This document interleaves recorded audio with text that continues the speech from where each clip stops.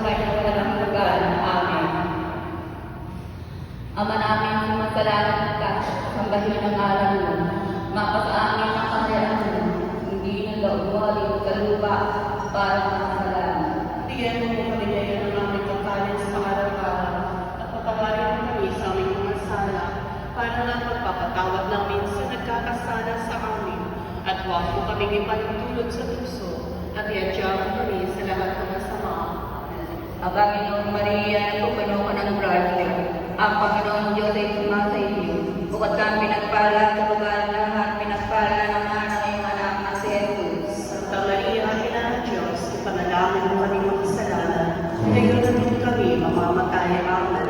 Ang Panginoong Maria, pupuno ka ng grasya, ang Panginoong Diyos ay sumasa iyo. Bukod kang pinagpala